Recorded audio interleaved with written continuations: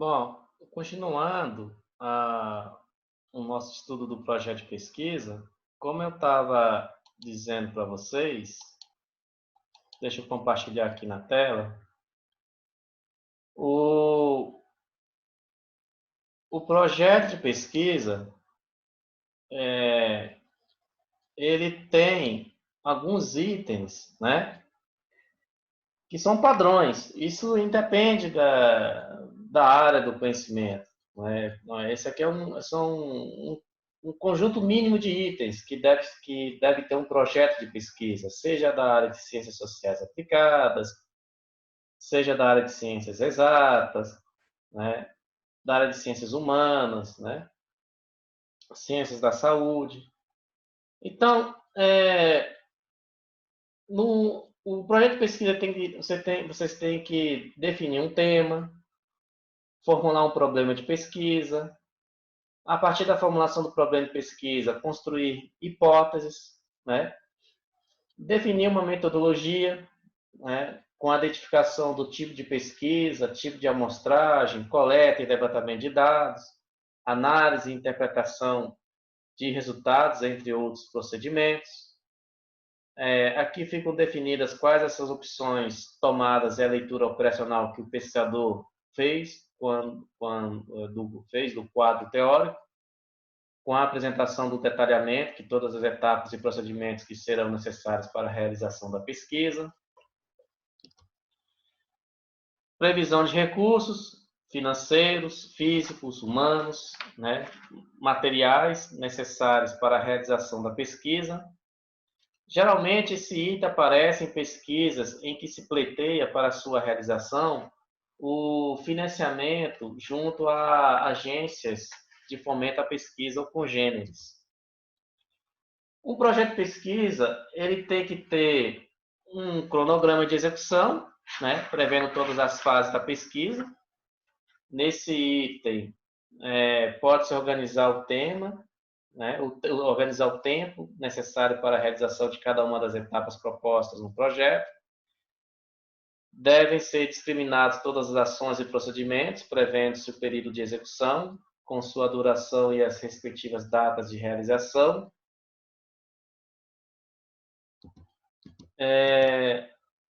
Mas aí, quais são os tipos de projetos de pesquisa existentes?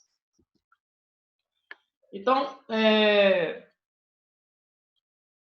como eu vou estar conversando com vocês ao longo deste curso, né? Depois que a gente define um problema de pesquisa, que tem que ser formulado de forma clara, bem concisa, bem delimitada, depois de identificado o tipo de informação que é necessária e definido o que o investigador deverá conduzir a pesquisa, como o investigador deverá conduzir a pesquisa, tem início ao processo de definição do tipo de pesquisa que será realizado. E aí nós temos essa classificação. Né? O projeto de pesquisa pode ser o projeto de pesquisa de vocês pode ser uma pesquisa de campo, também conhecida como pesquisa empírica, e uma pesquisa bibliográfica. E já a pesquisa de campo, ou pesquisa empírica, por sua vez, ela se subdivide em pesquisa exploratória, pesquisa descritiva e pesquisa experimental. E o que é que vem a ser, por exemplo, a pesquisa bibliográfica? A pesquisa bibliográfica é um tipo de trabalho de conclusão de curso, né? Em que o pesquisador ele somente utiliza publicações impressas ou eletrônicas. Né? Para isso, ele se valerá de fontes que encontrará em bibliotecas universitárias, municipais, né? Diversas fontes. Ele vai acessar, por exemplo, plataforma de periódico da CAPES, né? Vai consultar secretarias de determinadas instituições. São diversas fontes de onde ele vai poder tirar, né, onde ele vai poder fazer a pesquisa bibliográfica dele. Agora, do ponto de vista científico, né, é uma pesquisa de menor valor, porque O pesquisador ele se vale de conteúdos que já foram pesquisados por outros autores. Lá na nossa última aula, vou estar falando do artigo, de artigo científico, e há dois tipos de artigos científicos, né? Há o artigo, né, original, né? Um artigo de pesquisa propriamente dito, e há um artigo de revisão, que é esse que eu estou falando para vocês aqui. O artigo de revisão é uma pesquisa bibliográfica, né? Só que é uma pesquisa, né, de menor valor científico, né? Agora, tem, assim, é, é um tipo de pesquisa que serve, por exemplo, para você ter aí uma ideia de para onde está caminhando a literatura sobre um determinado assunto, né, com base em trabalhos que já foram feitos anteriormente sobre o mesmo tema, serve como um guia, né, para outros tipos de trabalho. Existem revistas específicas que só recebem estudos de natureza de pesquisa bibliográfica, né, no exterior. E aqui no Brasil, né, uma vez ou outra você vê, né, sempre surge um estudo em revistas importantes da área de economia, né? Às vezes surge um artigo, né, muito bem feito, né, em forma de pesquisa bibliográfica, né? Então, claro que é uma pesquisa de menor valor científico comparado com a pesquisa de campo, mas ela tem o seu valor, né? E, e muitos trabalhos acabam, né, caminhando nessa direção de pesquisa bibliográfica. Agora, o que é que vem a ser pesquisa de campo ou a pesquisa empírica? Esse tipo de trabalho requer um contato maior com a população pesquisada, a fim de verificar a ocorrência de algum fenômeno que está influenciando sobre a mesma, ou a fim de realizar alguma experiência com a sua participação. É o tipo de pesquisa que permite ao pesquisador recolher diretamente na fonte os dados necessários à realização do seu trabalho, no momento de sua ocorrência, durante, né, um determinado tempo, ou ainda verificar opiniões, realizar experimentos, né, testes e outros procedimentos, né, podendo controlar variáveis e erro de interpretação.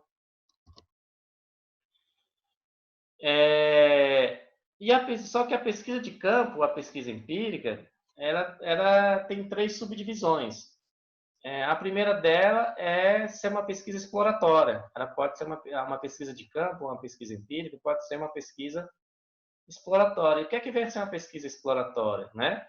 É uma pesquisa realizada quando o tema escolhido, por ser novo, ainda não possui suficientes fontes de referência e não apresenta hipóteses consistentes para servir de ponto de partida para a pesquisa. Então, a pesquisa exploratória, ela serve para a formulação de um problema, para investigações mais exatas ou para a criação de hipóteses, né? como postula Martin Júnior.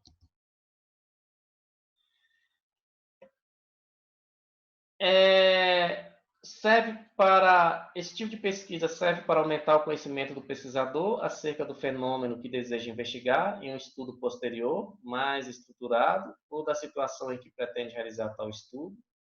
Esclarece prioridades para pesquisas futuras, serve para obter informações sobre possibilidade de realizar novas pesquisas sobre o tema, delimitar problemas considerados urgentes por pessoas que trabalham em determinado campo de atuação.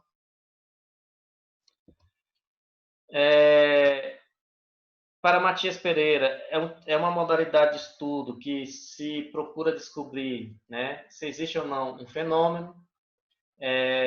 Um estudo exploratório deveria ser considerado sempre como um primeiro passo na investigação. Ele é utilizado quando o pesquisador requer investigar tópicos onde existe um pouco de conhecimento. Deveria ser simples, mas muito completo. Às vezes, o objetivo da investigação é o próprio método de investigação. Já a pesquisa descritiva, ela visa descobrir e observar fenômenos existentes, né, situações presentes e eventos, procurando descrevê-los, classificá-los, compará-los, interpretá-los e avaliá-los, com o objetivo de aclarar situações para idealizar futuros planos e decisões. É um tipo de estudo em onde se busca examinar um fenômeno para descrevê-lo de forma integral ou diferenciá-lo de outro, né? É interessante que na área de pesquisa das ciências sociais aplicadas, né, uma parcela das pesquisas, né, elas são de natureza, tem aquela natureza de pesquisa descritiva, né?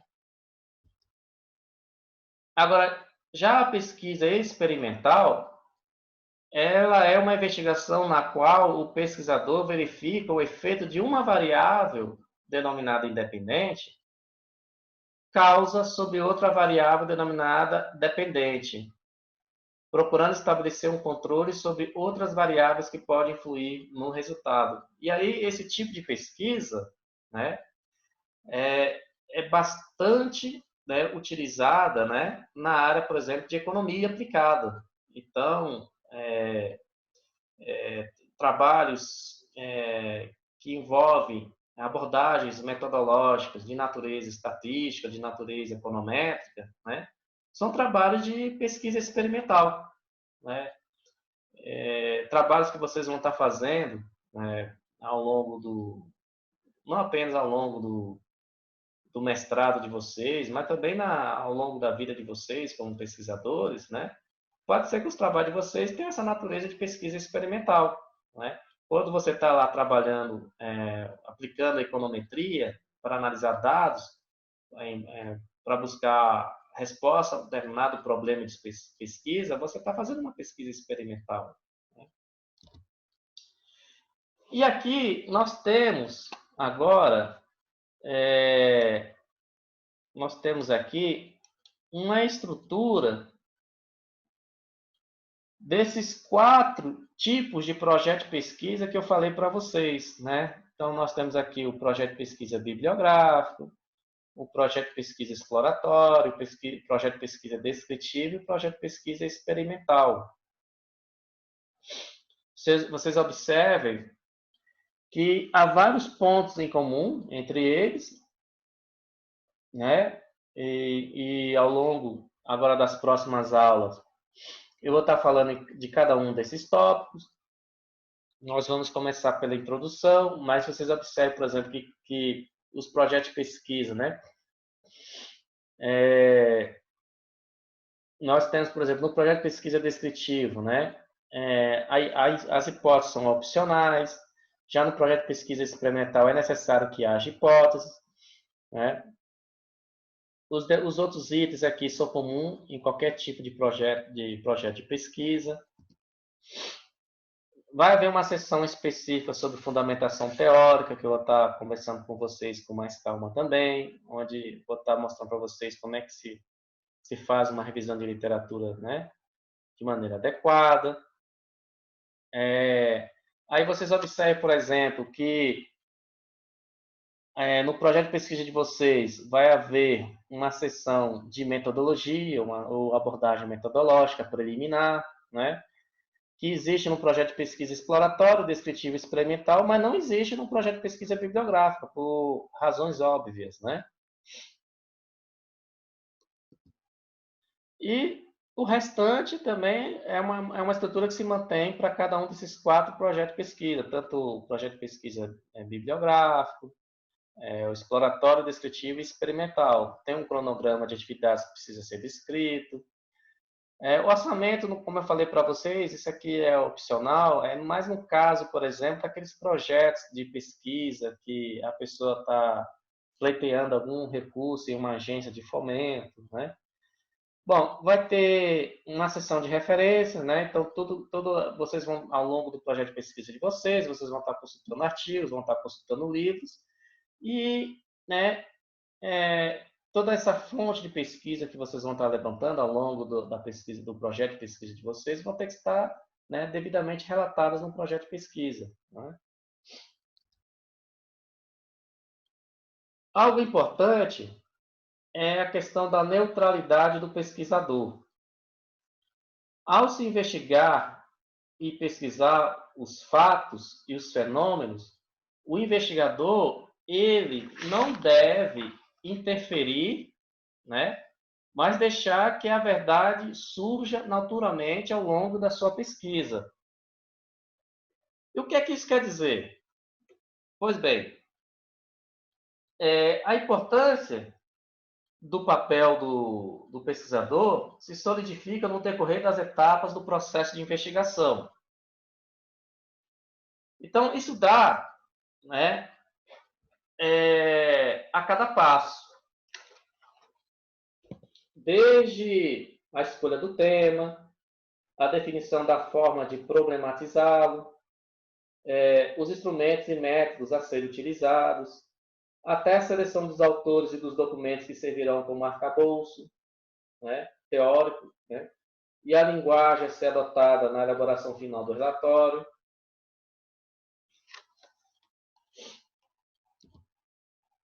Em termos de linguagem científica, né, então, a linguagem científica adotada na elaboração de uma monografia, de uma dissertação de mestrado ou tese de doutorado, é a linguagem científica, que se respalda na análise e interpretação de dados, não é?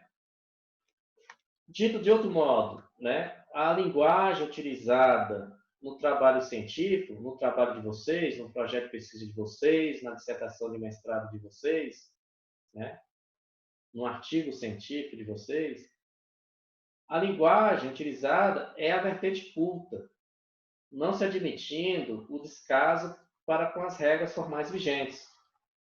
Então, além disso, né, a linguagem escrita é diferente da falada. Né? Então, por mais elegante que essa possa se apresentar.